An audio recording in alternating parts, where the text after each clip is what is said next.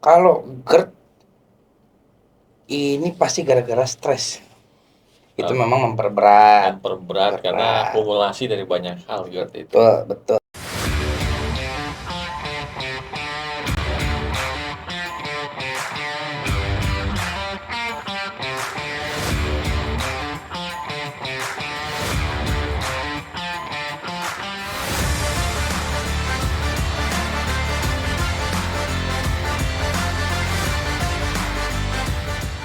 Lagi baru diomongin. Langsung aja. Oke. Assalamualaikum warahmatullahi wabarakatuh. Waalaikumsalam warahmatullahi wabarakatuh. Balik lagi di Outdoor. Outdoor. Obrolan antar teman teman dokter. Gua Dokter David. Saya Dr. Wildan. Saya masa begitu. Oh ya, gua Dr. Wildan. Saya Dokter David. Balik juga. Kayak komedi gitu. Oke, kita mau bahas tentang GERD. Itu orang-orang udah Terus familiar. GERD banyak macam-macam tuh, dispepsia, gastritis. Jadi apa bedanya itu ya? Sebenarnya bisa dibilang beda, sama, dibilang sama tapi beda. Posisinya beda. Posisi segala macam. Anatomi yang kenanya beda. Definisi dari GERD. Apa tuh, Dan? Gastroesophageal reflux disease. Oke, gastro itu lambung. Esophageal itu kerongkongan. Reflux itu sesuatu yang lawan arah. Disease itu penyakit. Jadi gastroesophageal reflux disease GERD itu adalah penyakit yang terjadi karena adanya arus balik pada asam lambung, dari asam lambung yang harusnya dia ke bawah tapi malah ke atas. Asam lambung atau isi lambung. Oke. Gitu. Oke. Udah. Habis dong. Masa habis? Apa sih penyebabnya? Penyebabnya macam-macam. Kan kalau anak zaman now nih udah pada tahu sih. Apa yo? Lebih ke pemicu nggak sih kalau kayak gitu? Pemicu yang menyebabkan. Jadi kan nggak yang sekali. Oh, ini gara-gara makan yang berminyak nih, gitu. Nggak langsung jadi GERD dong. Iya. Ya Tapi kan? Kita harus kasih tahu dulu teman-teman di rumah. GERD itu apa yang diserang? Apa lambungnya? Apa yang bermasalah? Lambungnya bermasalah kah atau pintunya? Ya kan? Nah, ternyata yang disebut GERD itu adalah permasalahan pada pintu lambungnya. Katup atau pintu lambungnya. Jadi yang memisahkan pada saat dia masuk kerongkongan nih, kita makan lek kerongkongan, ya kan, atau esofagus, langsung masuk ke lambung. Dia ketok-ketok dulu tuh, tok kebuka, ya kan, masuk. Harusnya nutup dong. Set. Dan ternyata pintu itu bisa kebuka. Harusnya nutup otomatis, ternyata bisa kebuka atau bisa longgar sehingga ada celah untuk keluar lagi. Yang seharusnya asam lambung tetap berada di dalam lambung karena ada tutupnya, tapi dia naik karena tutupnya lemah atau rusak. Dan itu tidak terjadi gara-gara sekali makan nasi goreng yang berminyak. Sekali kejadian nggak akan mungkin sekali kejadian. Makanya itu proses yang terus menerus berlangsung berulang-ulang. Nah, yang dicari ini adalah teman-teman atau sahabat di rumah, apa penyebabnya yang menyebabkan pintu itu atau katup itu ototnya rusak atau engselnya rusak atau apapun bagian dari pintu itu rusak sehingga menimbulkan si asam lambungnya naik ke atas. Gejalanya dulu deh. Nah, gejalanya heartburn. Kenapa kok heartburn? Karena dadanya panas. Kenapa panas? Karena kenapa ya? Karena asam panas nih. Asam itu sifatnya asam. Sifatnya asam masuk lagi ke esofagial atau kerongkongan yang harusnya itu dia bukan tempatnya asam. Tempatnya asam itu di lambung, masuklah ke esofagial atau kerongkongan, berasa panas. Wih, kok panas nih gitu. Jadi memang pada dasarnya kerongkongan atau esofagus kita tidak didesain untuk menerima lambung yang asam. Gitu, cairan lambung yang asam. Karena itu heartburn atau dada panas itu salah satu gejala. Terus apa lagi? Nyeri ulu hati. Mual, pada kondisi yang lebih buruk lagi muntah. Kemudian rasa asam atau pahit di mulut, kemudian apa lagi? Kembung, Sakit kepala juga bisa kan. sakit Everything kepala, bisa banyak gejala sendawa, sendawa. apalagi batuk, Gitu. batuk, Batuk bisa. batuk. Walaupun nanti bisa jadi ada pergeseran ya. Tapi Sekarang batuk khusus karena GERD ini, bukan Mm-mm. karena paru-parunya nih. bukan karena paru-paru Itu refleks. atau pada beberapa kasus yang sekarang nih juga ada yang mungkin nanti ada pertanyaan nih. Dok, LPR tuh apa dok? Sama nggak sama GERD? Laringofaringeal reflux. Itu juga asam lambung juga tuh. Cuma udah sampai faring. Berarti lebih tinggi lagi ya. Lebih tinggi lagi. Lebih tinggi lagi. Oke. Oke. Pemicu. Yang Micu. tadi makan terlalu banyak.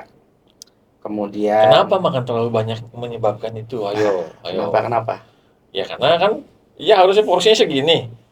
Banyak nih, penuh. Yang harusnya asam lambungnya cukup untuk Sekian persen setengahnya, makanan, ternyata penuh. Jadi asam Ya lambungnya kan, naik.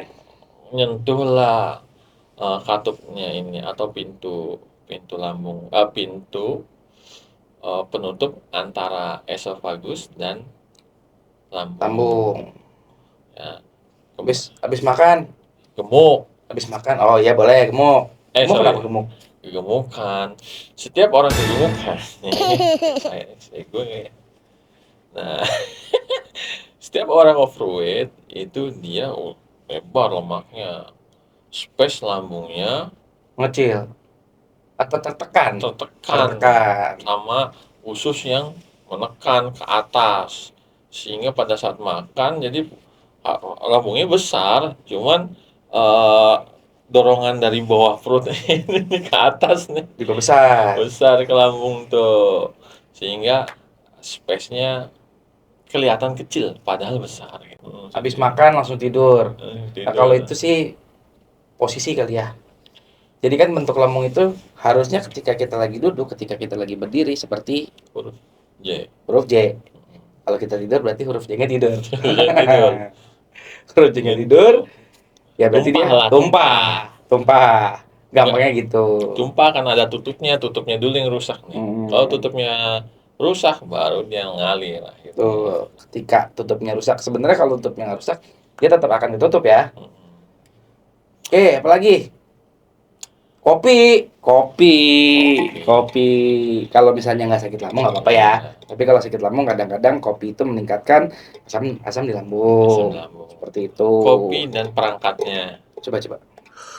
Kopi.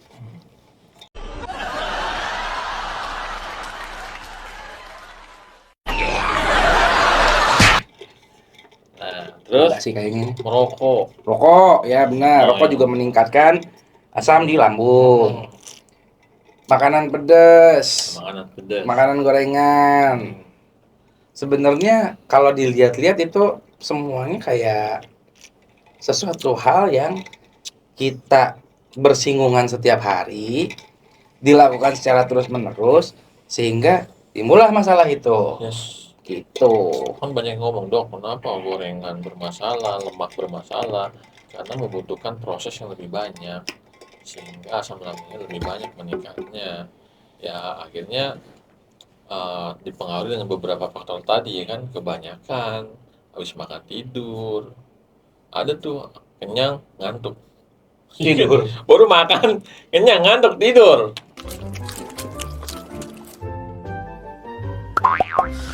Nah, itu salah satu pemicunya. Ayo, siapa ayo? Jadi macam-macam sih ya. Alkohol juga. Alkohol lagi. Alkohol gitu. Alkohol itu jelas. Luar biasa, guys. Tuh, hati-hati ya, guys. Teman-teman yang jangan, kalau bisa yang udah lagi yang senang minum alkohol, coba dikurangin atau di stop. Kalau yang belum menyentuh, jangan disentuh. Betul. Oke. Next. Terakhir. Stres bisa memicu untuk meningkatkan asam lambung. Stresnya bukan gila ya. Banyak pikiran. Jadi misalnya cicilannya banyak. Terus udah kayak gitu, tidurnya kurang. Baju belum dijemur. Begadang. begadang, susah tidur karena stres jadi main begadang, game kemalaman ya anak-anak main nih. game kelamaan. Kelamaan sampai malam Nah itu bisa begadang. jadi kemungkinan untuk zaman sekarang mulai banyak nih Banyak anak-anak anak-anak. usia yang harusnya kenapa ini sakit lambung, sakit perut, kok masih kecil udah sakit perut. Nah itu tadi ada kemungkinan seperti itu, bisa jadi seperti itu. Oke. Apa yang belum kita bahas tentang GERD tadi? Yang kita lewatin ada nggak yang kita lewatin tadi? Mudah-mudahan sih nggak ada. Ya penanganan. Penanganan. Ya, kalau penanganan ya yang pertama pola hidupnya harus bagus. Ya tadi hindari rokok, alkohol. Lalu makan nggak boleh langsung tidur. Kenyang, tahan dulu. Terus makan dengan porsi kecil, tapi sering. Iya. Gitu. Jadi seperti yang tadi kita bahas, untuk makan dengan porsi kecil supaya apa? Supaya ketika porsinya tersebut masuk, dia tidak membuat si asam lambungnya meluap. Iya. Gitu. Jadi digiling dulu di sana. Setelah itu dalam frekuensi yang lebih sering. Yes. Gitu. Pola hidup itu termasuk ke pola makan. Tuh. Makannya sering. Terus di pola makan pun ingat yang berlemak terlalu tinggi. Susah tuh. Terus goreng-gorengan kan termasuk minyak tuh, minyak jenuh. Apa kalau nggak pakai minyak jenuh katanya enak. Kalau pakai minyak jenuh katanya gorengannya makin enak. Makin hitam minyaknya makin enak tuh. Aduh. Katanya. Makin tinggi asam lambungnya. Makin tinggi kolesterolnya. Kolesterolnya makin tinggi. Oke. Terus Itu udah pola gitu, makan, pola hidup. dijedain antara selesai makan sampai tidur kira-kira 2 sampai 3 jam. Jangan langsung habis beres makan tidur. Iya, jangan langsung tidur. Please. Terus tidur dengan kepala agak tinggi. Ya, Jadi kalau misalnya memang tidur, ya berarti pakai bantal ya. Supaya posisi dari si lambung itu tuh ada di bawah dari si esofagus. That's right. Tapi penyebabnya pun bukan hanya karena pola hidup, pola makan sih. Karena ada kelainan juga ya. Ada hernia di hiatusnya Ya, apa melemah jadinya dia, betul. melemah. Ada gangguan saraf yang menyebabkan saraf dari penggerak dari tutup katupnya itu atau pintunya ini melemah. Itu juga ada penyebabnya. Selain dari pola makan dan pola hidup yang paling sering. Nah, ada lagi nggak? Langsung masuk mitos dan fakta. Oke. Yang pertama, Dok, kalau GERD ini pasti gara-gara stres. Bener sih. Bisa. Tapi bukan cuma stres aja yang menyebabkan GERD, yang memicu GERD. Itu memang memperberat karena akumulasi dari banyak hal GERD itu. Betul. Jadi kalau kita bicara penyebab spesifik ya, sebetulnya yang tadi kita sebutin itu semuanya satu kumpulan sehingga menimbulkan gejala gitu. Apalagi ya? Oh ya gini dok, kalau minum susu katanya bisa nyembuhin GERD. Ya juga, karena justru ada beberapa orang ada yang malah minum susu malah meningkatkan asam lambung ya, gitu. Justru paling bagus adalah penanganannya itu. Kita udah bicara penanganan sih belum ya? Baru mitos dan fakta ya? Penanganannya kan udah tadi di atas. Oh iya. Makan porsi kecil. Nah, kalau pas lagi gejala, penanganannya itu minum air hangat. Enak. Nyemil, ya kan? Nyemil makanan yang ringan ya. Jangan langsung makanan berminyak. Betul. Makan besar, nyemil. Tapi paling bagus itu minum air hangat dulu. Kalau nggak ada obat. Kemudian lagi mitosnya. Dok, kalau dada panas nih, udah pasti GERD tuh. Belum tentu. Karena bisa jadi penyakit lainnya kan. Dan kalau bisa jangan self diagnose ya. Jangan self diagnose. Amit-amit.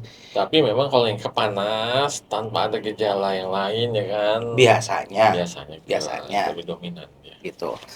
Ini waktu itu juga sempat ramai tuh kan di sosmed. Oh betul. Ini GERD apa serangan jantung nih? Gitu. Kalau misalnya bicara GERD sama serangan jantung gejalanya memang mirip-mirip. Karena terkadang pada beberapa kasus apalagi pada usia-usia di atas 40 tahun, biasanya kalau kita datang ke UGD, "Dok, nih asam lambung saya meningkat nih dari jam berapa, Pak? 1-2 jam yang lalu." Oke, mungkin GERD, tapi ada baiknya kita coba cek dulu EKG-nya. Karena EKG, gejalanya bias. karena gejalanya mirip walaupun dua kondisi tersebut tidak saling berhubungan ya. Ya. Tidak saling berhubungan. Tapi bisa juga berhubungan. Hmm, Karena sakit jantung itu stres, sakit fisik yang lain itu meningkatkan asam lambung juga. betul. Capek, sakit dan lain sebagainya. Ketika dihubungkan jadi Akan satu nyambung. kesatuan. Ya, satu. Tapi dua kondisi tersebut dua-duanya berdiri sendiri. Ya, berdiri sendiri. Seperti itu. Gitu sih. Apalagi ya? Ya dok, GERD nggak bahaya lah, nggak bakal bikin mati, katanya. Itu mitosnya. Gimana? Bener nggak sih? Kayaknya emang nggak bikin mati ya. Tapi kalau kondisinya kronis, ada kondisi yang namanya sampai jadi Barrett's esophagus. Itu tuh kondisi yang secara kedokteran sudah kronik, prosesnya panjang dan menjadi awal masuk pintunya si GERD jadi Barrett's esophagus di esophagus ini yang kemudian awal masuk atau pintu jalan menjadi kanker esophagus. Seperti Iya, itu. benar. Karena luka yang terus-menerus pada tempat yang sama itu menjadi faktor resiko bisa menyebabkan menjadi kanker. Makanya bukan hanya zatnya ya, tapi luka yang terus-menerus di tempat yang sama. Itulah guys. Terakhir. Dok, ini kira-kira GERD aja apa panic attack, Dok? Sebenarnya Nyambung. Iya. Karena Kenapa panik kan bisa panik? stres ya. Stres, betul. Meningkatkan asam lambung, jantung berdebar-debar, ya Yes. kan. Yang memang si kondisinya tuh jadi lebih multitafsir ya. Berdebar-debar, takut serangan jantung. Dadanya rasa panas, jadinya GERD. Macam-macam. Makanya harus didiagnosa lebih lanjut apabila punya gejala yang sama dan Betul. sering. Lebih baiknya gitu. Oke, penanganan simpelnya udah kan tadi ya? Udah. Pola makan, pola hidup. Kalau lagi gejala minum air hangat dulu. Kalau ada makanan nyemil. Kalau nggak baru minum obat. Nyemil makanannya pun juga harus dipilih-pilih ya. Jangan pas lagi ada mulai tanda-tanda GERD, rasa nggak enak, ada mual, makanya rujak. Atau enggak keripik pedes. Ya, atau enggak sebut merek nanti itu. Makaroni yang pedes tuh. Iya, paling bagus sih makan roti lah ya. Roti pada beberapa orang ada yang lucu karena mungkin itu dairy produk atau mungkin itu yang mengandung gluten. Iya, Bisa juga. Ya, paling serba salah. Minum air putih, air hangat, dan kalau bisa makanan ringan lah, kue-kuean juga bisa, nggak ada masalah. Karena pada dasarnya kalau kita bicara lambung kita itu didesain untuk bekerja terus-menerus. Asam lambung akan terus diproduksi terus-menerus. Karena itulah bagaimana caranya supaya ketika kita makan tidak terlalu banyak sehingga tidak membuat si asam lambung meluap. Itulah kenapa penjelasannya adalah makan sedikit-sedikit dengan porsi yang lebih sedikit tapi dengan frekuensi yang lebih sering. Seperti itu. Roti is oke, nggak ada masalah roti. Nggak ada masalah harusnya sih. Karena masih bagian kecil aja yang bermasalah. Betul. Dan memang itu kembali lagi ke faktor medis dari orang data pasiennya masing-masing. Riwayatnya masing-masing. Betul. Itu sih kalau menurut saya untuk materi saat ini. Lagi nggak yang kurang kita untuk GERD. Yang pasti kalau misalnya ini udah kita bungkus nih segala macam tentang GERD, masih ada yang berpikir lagi kira-kira ini GERD apa ini sakit jantung atau serangan jantung ya. Nah, mungkin ntar bisa dilihat di video yang kemarin udah ada. Tuh ya, mungkin di sini atau di sini ya. Oke, kita tutup aja. Demikian mungkin obrolan kita hari ini tentang GERD. Gue Dr. David. Gue Dr. Wildan. Assalamualaikum warahmatullahi wabarakatuh. Waalaikumsalam.